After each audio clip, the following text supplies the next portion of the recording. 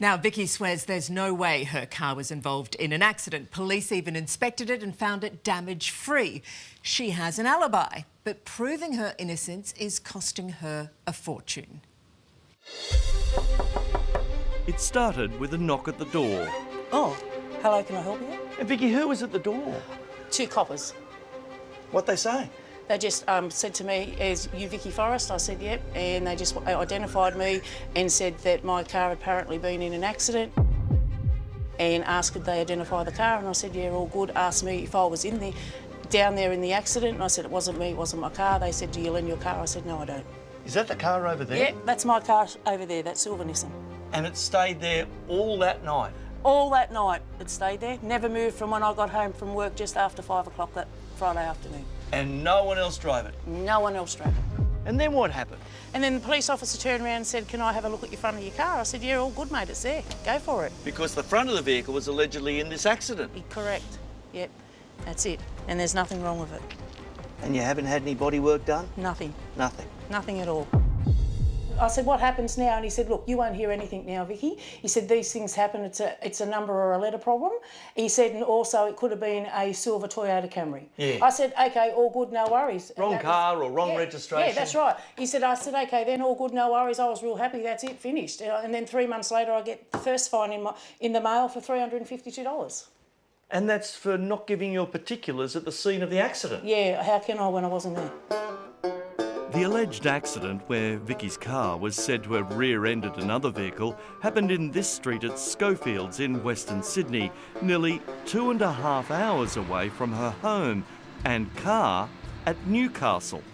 The fine was issued not by the police who knocked on the door, but by an officer at Riverston, near Schofields. So she rang that station.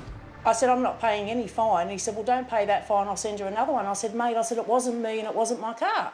And then he sent me another one for $899. So then you cop this one, and it's saying that you lent the car to somebody else? That's correct.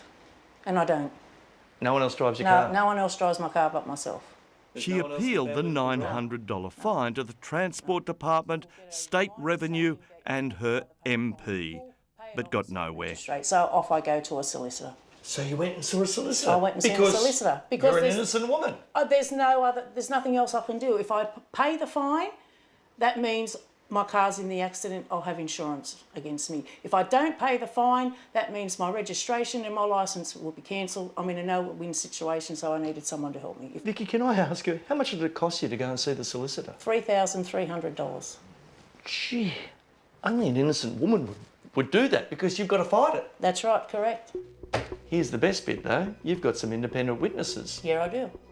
I was with her. Was yours before mine or after mine? Meet her friend Di. The night of the car accident, the 2 women were at the Albion Hotel in Newcastle for their regular Friday night raffle.